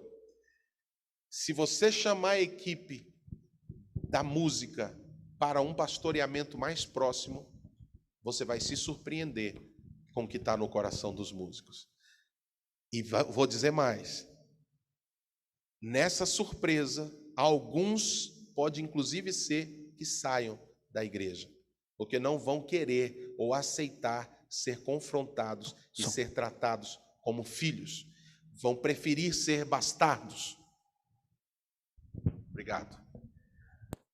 Mas quando há o confronto, quando há em amor, quando há o confronto em amor, quando há a correção, imediatamente um ambiente paterno vem sobre a igreja, porque o pai corrige o filho que ama. Eu entendo isso, que você só confronta aquilo que vale a pena ser confrontado. E o ministério de louvor vale a pena ser confrontado. Eu estou sempre checando no coração dos discípulos. Eu estou sempre observando, sempre procurando saber como é que está. Às vezes eu tenho um instrumentista que toca, parece uma estátua de gesso. Parece que ele não sente, parece que a coisa não vai. Ele está lá fazendo, às vezes, os solos mais quentes. O cara parece que é uma estátua. E eu já confrontei várias vezes, e eu vou continuar, e estou orando por ele. Falo: irmão, deixa fluir, solta, adora, ministra, grita, cai no chão. E a gente vai ensinando, porque nós não podemos simplesmente deixar a coisa aí sem confrontar. E quem está sendo confrontado tem que entender o valor que há nisso, a importância. Eu ensino o meu filho de que quando ele é corrigido, ele agradecer. Obrigado, pai, por ter me corrigido, para não ter deixado eu ficar entregue a mim mesmo. E assim deveria ser na casa do Senhor. Um ministro de louvor, um instrumentista, um cantor que é corrigido, precisa receber como um filho. Se não tem coração de filho, nem deveria estar tocando. Um outro aspecto, decência, tanto de coração como exteriormente, com as roupas que se usa. Eu não vou gastar muito tempo aqui sobre isso, mas é um dos aspectos, né? Em Êxodo 20, 26, diz assim: não subirás por degrau ao meu altar, para que a tua nudez não seja ali exposta.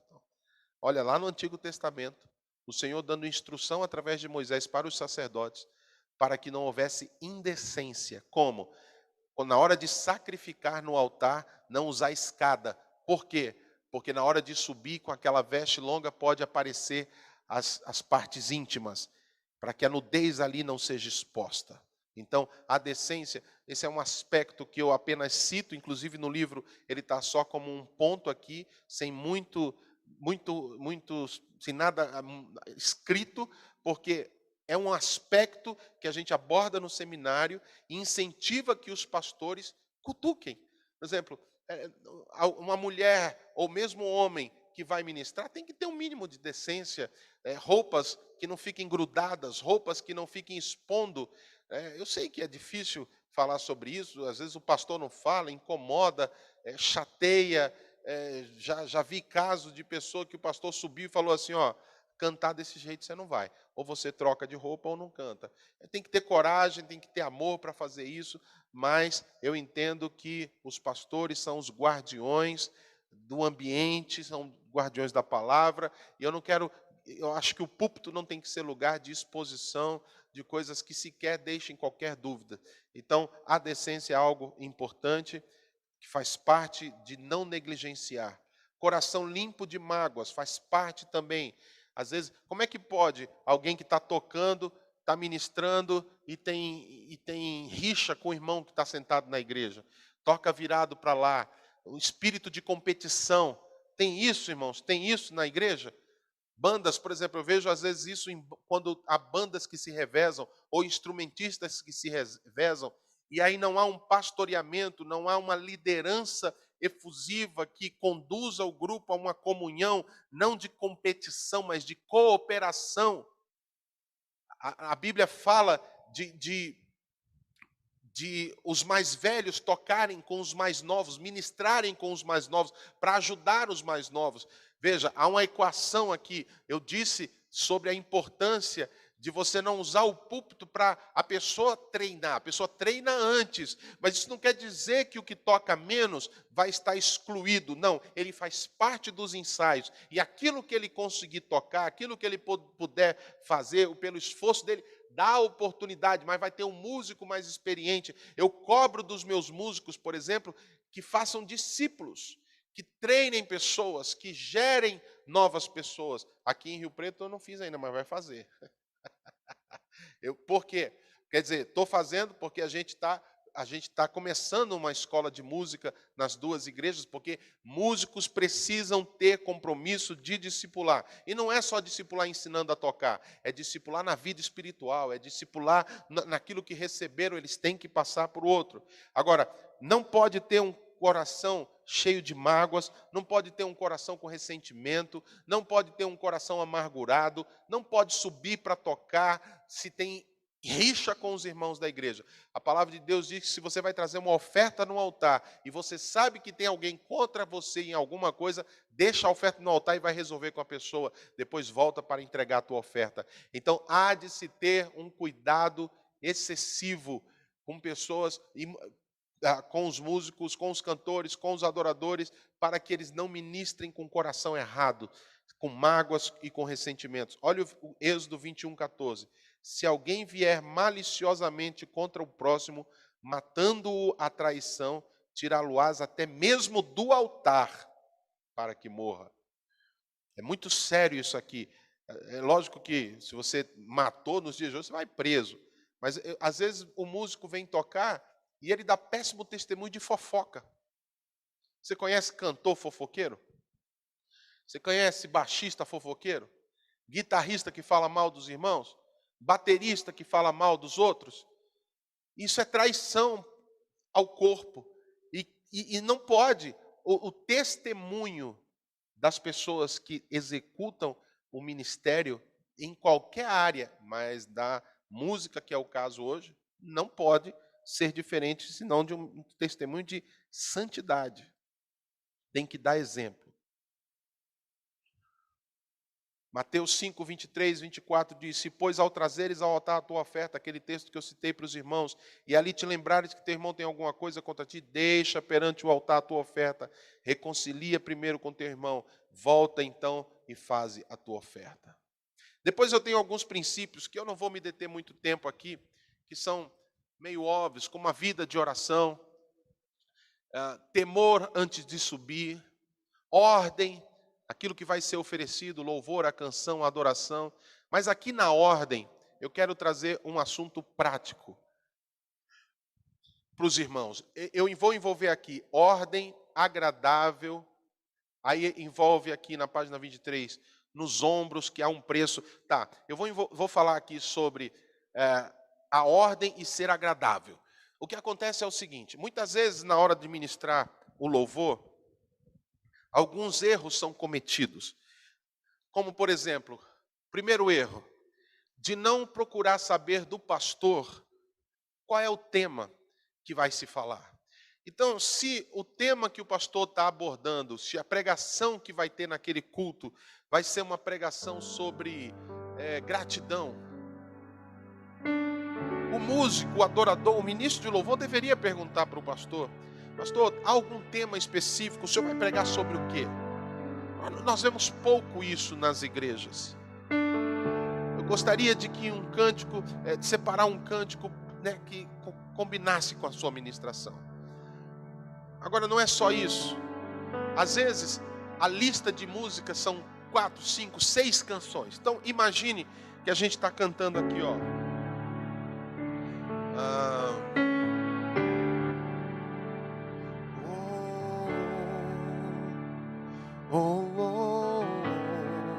Tens meu coração, tens meu coração.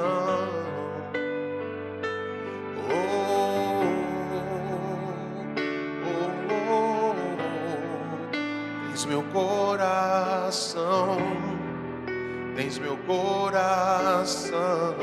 E de repente, tá fluindo, tá gostoso. Tem um irmão chorando ali, tem outro ali compenetrado, e aí tá cantando, mas aí acabou a música. E o ministro não tem a sensibilidade de ordem espiritual e de agradabilidade ao Senhor e ao ambiente. E aí ele termina a música, aí muda de tom e vai para outra música. Por exemplo, há uma quebra, irmãos. Há uma quebra no ambiente.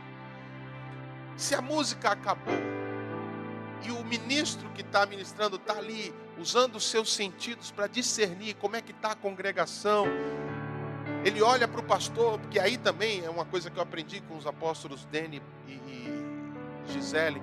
A ministração tem que ser de olho aberto, porque você tem que estar captando o que está acontecendo.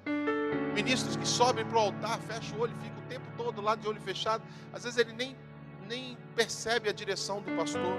Então eu estou ministrando aqui, ó. Tens meu coração. E você dá uma olhada para o pastor e ele está solto na adoração. Ou às vezes ele está te vendo e ele faz um sinal. E aí você é um incentivo para você continuar, está fluindo.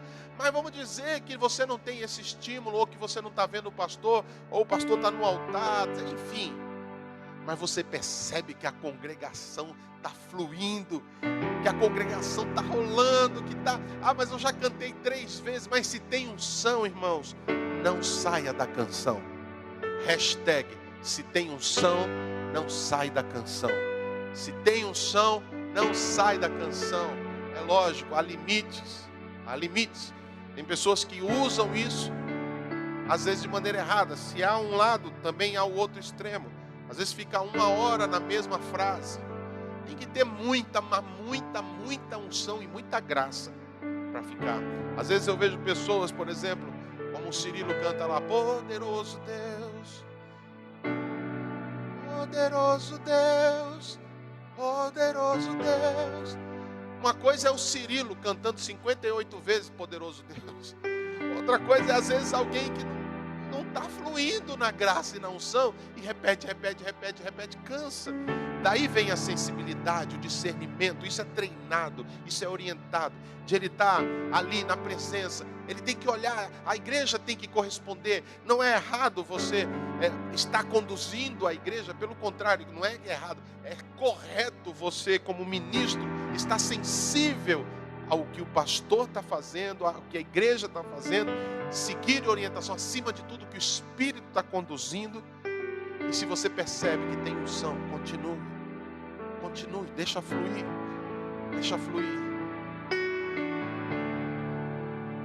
Pastor, mas eu tinha uma lista. E se Deus quiser usar aquela unção naquela canção? Nós temos toda segunda e terça-feira, eu espero que esteja sendo útil de alguma forma para os irmãos. Toda segunda-feira e terça-feira nós temos reunião de adoração, é 1 hora de adoração. Na segunda-feira é em Tanabi e na terça-feira é em Rio Preto. Já teve momentos que a gente ficou 40 minutos numa única canção. E no meio dela profetizava, e no meio dela falava, e voltava, e o povo... E o que acontece? A gente está ali ministrando, olhava o povo, a gente percebia que o povo estava recebendo, o povo estava... Então eu nem ouso sair do tom. Eu nem ouso mudar a tonalidade para não quebrar a unção daquele momento. Amém, irmãos? Vamos lá.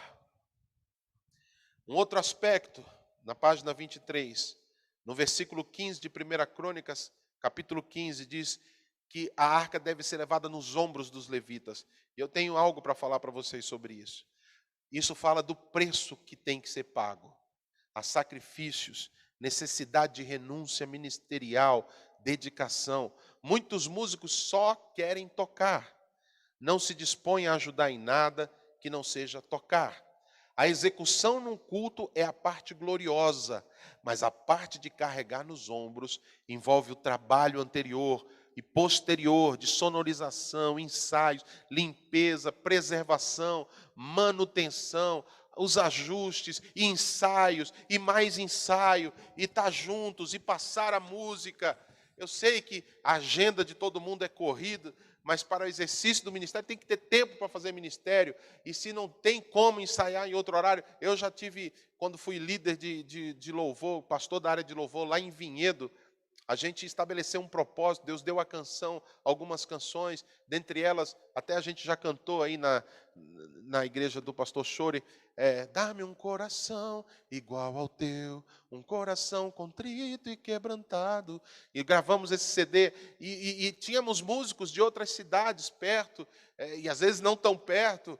E sabe que horas eram nossos ensaios? E o pessoal tinha faculdade, o pessoal trabalhava, o pessoal tinha um monte de filho, e tinha gente que era adolescente, que estudava de manhã, de tarde, quer dizer, estudava de noite, perdão, estudava de manhã, não, estudava de noite, trabalhava de manhã e de tarde. A gente ensaiava meia-noite. A gente fazia um esquema lá para proteger o som, e uma vez a cada, enfim, determinava lá, e era 2, 3 horas de ensaio. Cansava. Era de um dia, geralmente pegava um final de semana, mas qual o objetivo? Aprimorar. Tem um preço a se pagar, irmãos. Ombros falam do trabalho, da servidão, humilhação. Um cuidado que a gente tem que ter é com os músicos Romário. Eu uso isso carinhosamente, eu sou fã do baixinho do futebol aposentado, hoje senador. Quando ele não treinava, ele não ia para os treinos. Mas o duro é que o cara ia lá e resolvia. Né? E tem músico que tem essa tendência de ser o músico Romário, o cantor Romário. É bom, não ensaia, chega na hora do culto e resolve a parada. E tem unção. O miserável ainda tem unção, rapaz. Não ensaia, não prepara, não faz nada. E vem ainda dá certo. Mas eu tenho muito cuidado com isso. Eu gosto de pegar no pé. Hoje menos, porque a gente cuida de outras áreas, delegou para irmãos, outros pastores cuidarem. Mas, vez por outra, eu cobro dos pastores, falou, esse pessoal está orando, o pessoal está ensaiando. Cuidado com esse negócio de ficar marcando e desmarcando ensaio. Não, tem que ter ensaio, tem que ter preparação. Em Gênesis 49:15 diz, viu que o repouso era bom e que a terra era deliciosa, baixou os ombros à carga e sujeitou-se ao trabalho servil. Tem gente que só quer usar as mãos e a voz, mas não quer usar os ombros. Não sujeita-se ao trabalho servil. Quem não está disposto a usar os ombros, não está apto para cantar, tocar ou dançar. A adoração é a terra deliciosa do texto que nós acabamos de ler de Gênesis 49. Vou ler de novo. Viu que o repouso era bom e que a terra era deliciosa, baixou os ombros à carga e sujeitou-se ao trabalho servil. A adoração é essa terra deliciosa. Quem tem chamado para ser como um sacerdote na área da música e ama o louvor e a adoração, baixa os ombros para servir e se dispõe a servir. Que Deus levante em cada igreja dos pastores que estão conectados nesse seminário, ministros, cantores, dançarinos e instrumentistas, sonoplastistas e todo tipo de trabalhador da área, que não apenas ame louvar e adorar, mas esteja disposto a inclinar os ombros para servir. E não só servir no que diz respeito à música, mas que sejam pessoas que estão prontas para o que der e vier. Pastor, o que o senhor precisa? O que eu posso ajudar? O que eu posso servir nessa casa? Eu quero trabalhar, eu quero ganhar vidas, eu quero falar do amor de Deus, eu quero limpar. Tem banheiro para limpar aí, pastor? Precisa de ajuda? Não pode, irmãos, ser músico e ser folgado. Salmo 33, como nós já falamos, 3 fala do novo cântico, tanger com arte e com júbilo. E aqui eu falo um pouco mais sobre isso. A arte no original, yatab, significa ser bom, ser agradável, estar bem, bem colocado, ser bom para, ser bom com, fazer bem de forma correta. É tudo isso que significa quando a palavra diz, entoalhe um novo cântico, tangei com arte, faça da melhor forma possível. É um conceito bem amplo que revela não só a qualidade da música executada, mas o estado em que o artista consagrado deve estar para executar sua música. Envolve um nível de responsabilidade bem elevado, tanto com o tocar, que é o tanger, como também com o coração. E aqui estou falando sobre a ordem, eu estou falando sobre ser agradável, uma coisa muito importante que a gente tem que entender. Quando um instrumentista, quando um músico, quando um adorador, ele vai executar o seu instrumento, quando ele vai tocar, ele tem que estar preocupado tanto com a arte, mas ele tem que estar preocupado com o seu coração. Ele tem que estar atento como ele está. Ele não pode trazer peso para a igreja. Quando você vem ministrar com o coração triste, você passa para a igreja esse peso. Por isso que o Senhor diz, por isso que Davi diz assim, ministrar com júbilo. Cante um novo cântico ao Senhor, tanger com arte, com júbilo, com alegria. E como é que eu posso ministrar com alegria se o meu coração está quebrado? A tua alegria vem do Senhor. Nossa alegria não é circunstancial. E se você não tem a maturidade para ministrar com alegria, mesmo passando tempos difíceis, então você não tem condições de estar exercendo o ministério. E para isso, mais uma vez, tem que ter pastoreamento. Continuando, não pode ministrar com indisposição, com preguiça, com murmuração, com mau humor. Não pode haver peso e nem aquele comportamento negativo. Quando se abre a boca para dizer que é difícil, complicado, cansativo. Não, irmãos, tem que ser com alegria, vigor, com ânimo. Amém? A palavra júbilo no hebraico, ela traz um conceito de alarme, aviso, som de tempestade, grito, grito ou toque de guerra, ou de alerta, ou de alegria. Se você substitui todas essas definições, a ideia traz intensidade. Deixa eu falar sobre a intensidade. Quando Davi diz louvar o Senhor com júbilo, essa palavra significa não apenas a alegria, mas ela tem um sentido de intensidade. Então a pessoa vai tocar aqui e ela vem, né? Oh, oh, oh, oh, tens meu coração, tens meu coração. Cadê a intensidade? Cadê o brilho? Cadê a entrega? Cadê a paixão? É diferente quando você vem aqui. Oh, oh, oh, oh, tens meu coração, Deus, tens meu coração. E você mostra paixão, intensidade, irmãos. Como você espera que a igreja corresponda com paixão se o ministro é desapaixonado, é seco?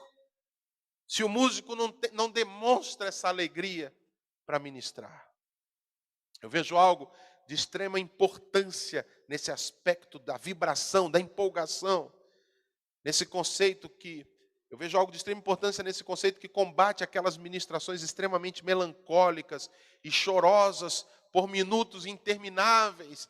Então, se por um lado tem que ter a sensibilidade, a paixão, a vibração... Por outro lado, é importante ter o cuidado, tem que ter quebrantamento. Mas é duro quando você pega de repente uma pessoa que vai ministrar e fica 10, 15 minutos. Oh, Jesus, eu preciso. E ali, eu não estou fazendo uma crítica à tua intimidade com Deus, mas há de se ter coerência. A ministração num culto que não chega a 2 horas, no máximo 2 horas de culto, tem que ter vibração, tem que ter paixão, tem que ter intensidade, tem que ter quebrantamento, mas tem que ter um equilíbrio para não levar melancolia para a igreja. São critérios que eu vejo importantes de serem abordados, mas que, lógico, vai passar pelo crivo dos seus pastores, né? Usar os ombros também tem a ver com sustentar a visão, a obra, está envolvido com a igreja. 4.8, página 25, Davi deu ordens aos chefes, designação. Davi deu ordem aos chefes, lá no versículo 16, e esses apontaram, quando eu falo versículo 16, eu estou falando de 1 Crônicas 15, que é o nosso texto base, e esses apontaram os que estariam executando suas funções conforme as direções. Vemos nesse texto uma hierarquia que trazia ordem na casa. Líderes sobre líderes e líderes sobre os que executavam. Guarde isso. Líderes que lideravam líderes e que supervisionavam os que executavam. Isso está lá no versículo 17 de 1 Crônicas 15. A hierarquia não compromete o clima de irmandade, respeito, de leveza, de alegria. Isso tem a ver com um coração submisso, ensinável, que não se ofende com ser liderado. Como tem gente que é ofendido quando precisa ser liderado. Quando o pastor diz, olha, você vai ficar responsável, você vai cuidar dessa parte. E aí o outro fica com ciúme, com inveja, porque ele queria ser, e o pastor colocou o outro. Já está errado esse coração. E aí, ao longo da convivência, ele não aceita aquela liderança, boicota, sabota aquela liderança. Você está plantando para você mesmo uma colheita amarga que você vai ter lá na frente. No fim das contas, você vai acabar saindo do ministério. Não pode ter esse coração. Temos que ser submissos. E submissão não tem a ver com idade, irmãos. Submissão tem a ver com autoridade delegada, designada. E o pastor precisa designar. O pastor não pode cuidar de tudo. O pastor tem que ter um olho, mas não tem como cuidar de tudo. Então ele levanta líderes que vão cuidar de outros. E tem que haver submissão, tem que ter maturidade. Agora é lógico que o líder tem que ter responsabilidade, tem que ter maturidade, tem que ter jeito para levar a coisa. Toda a execução, a maneira como cantavam, como tocavam, estava toda sujeita às direções das autoridades. Os cantores solistas, tinham cantores solistas. Tem horas no Ministério do Louvor que você não pode dizer fulano vai ministrar porque o outro fica chateado. Mas tinha os estabelecidos, por exemplo, Emã, Asaf, e Etã. Isso está lá no versículo 19 de 1 Crônicas, capítulo 15. Eles eram designados e eles cantavam, eles que conduziam, eles que lideravam. Os versos 20 e 21 de 1 Crônicas 15 mostra que havia um nível alto de musicalidade naqueles cultos. Os homens faziam vozes de soprano. Eu vou ler com você, olha o que diz 1 Crônicas, capítulo 15, dos versículos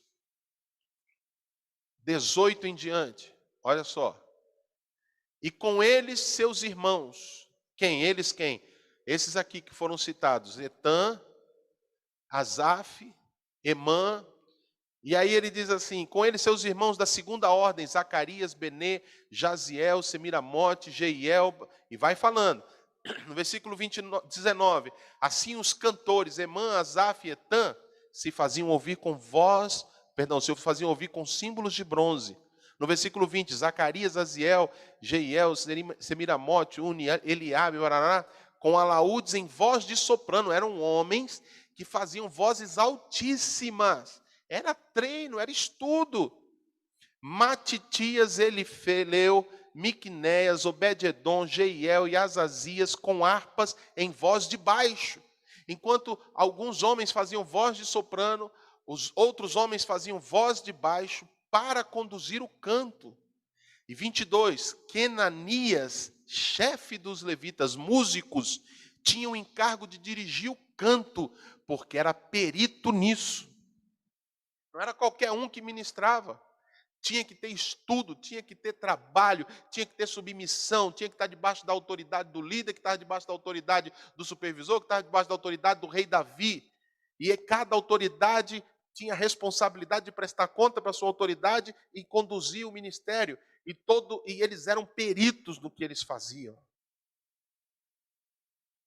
E ele era mestre entendido, e por isso era o líder, Quenanias. Eu quero fazer uma pausa aqui para incentivar isso.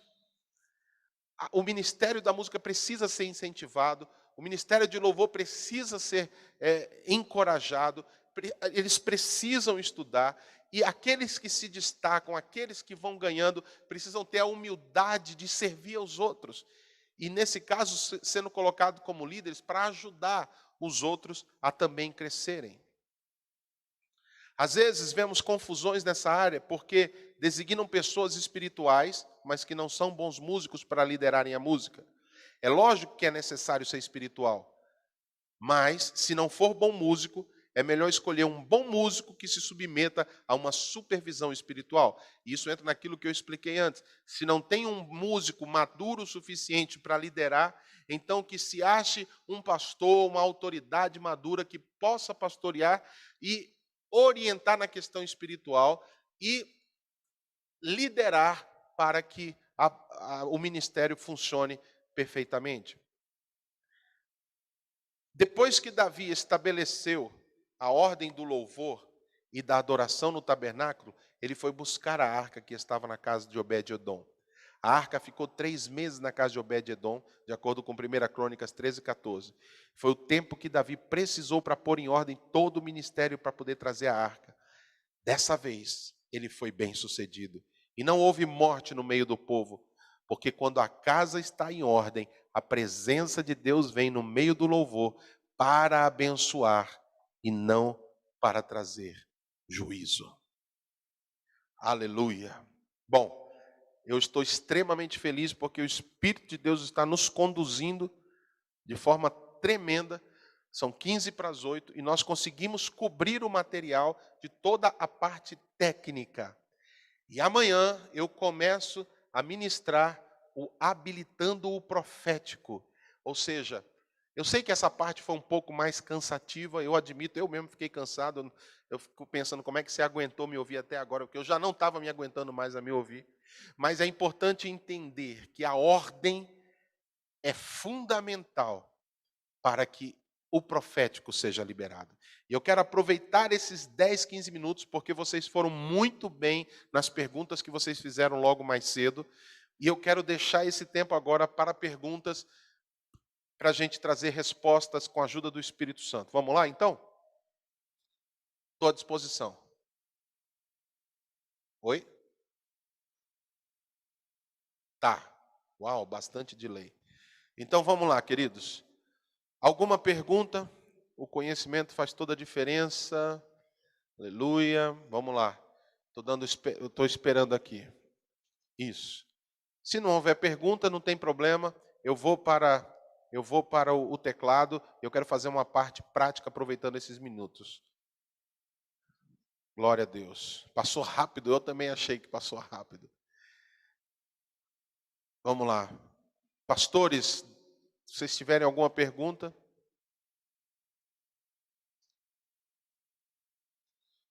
Parece que surgiu uma aqui.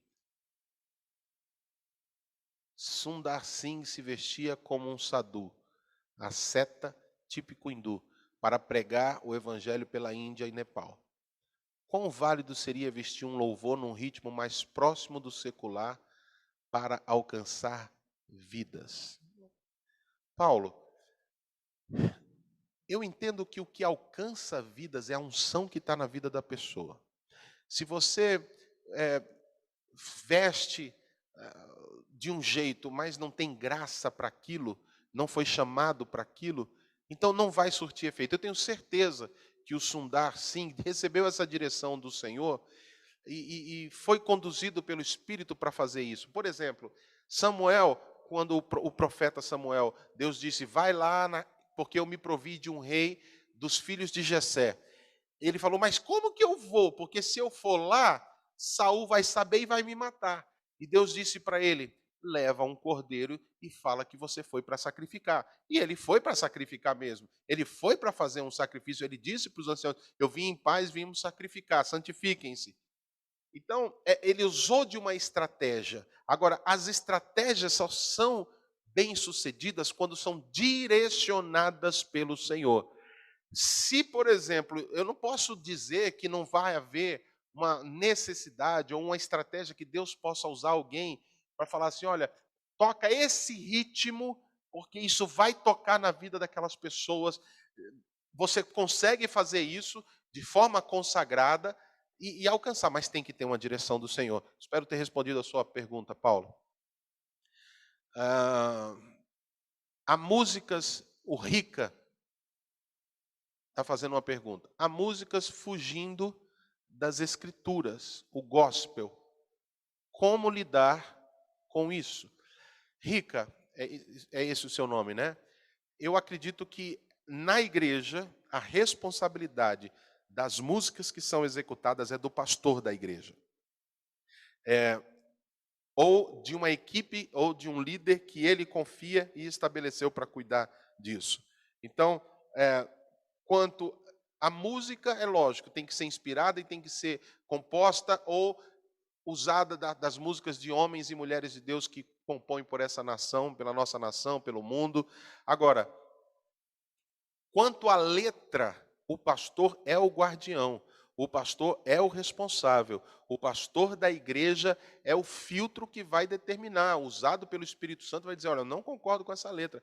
Eu me lembro de uma canção que o meu pastor Samuel, de Araçatuba, compartilhou numa reunião de pastores, dizendo assim, ó, eu não gostei dessa música, não vou dizer qual é a música, não vou dizer quem é o cantor, é todo mundo conhecido, a música é conhecida, ele falou, na minha igreja, essa música não vai cantar, porque ela tem uma frase nessa música que estimula algo que vai contra o que eu estou pregando.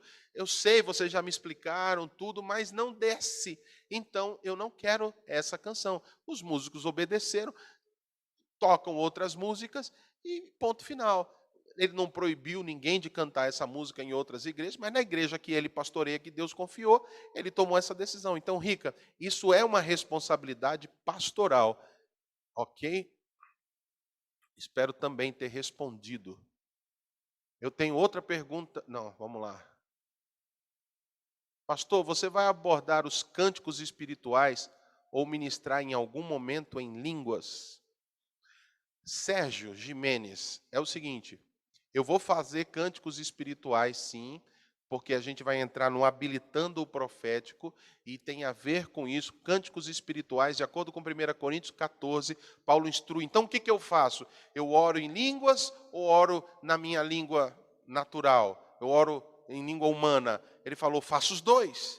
Eu oro em línguas eu canto e eu oro com entendimento. Eu canto em línguas e canto com entendimento. Então, a gente vai usar os dois. Ah, agora, como eu estou num seminário, e eu estou ministrando para vocês, o apóstolo Paulo também fala isso em 1 Coríntios 14. Se eu for cantar em línguas, de que isso vai ser proveito para quem está ouvindo, a não ser que eu interprete? Então, se durante a ministração o Espírito me der uma língua e eu tiver certeza, já recebendo a clareza de que vai haver uma interpretação, então eu vou fazer. Mas o cantar em línguas é uma prática que eu faço no meu momento de intimidade, na minha oração, para ministrar para a igreja, para as pessoas. Isso, se acontecer, é algo muito rápido, porque a igreja precisa ser edificada. Ok, querido? Espero ter respondido sua pergunta. Pastor, o que sugere para haver mais harmonia entre músicos, pessoal de cabine e ministros? Fantástica essa pergunta. A briga eterna da sonoplastia, né?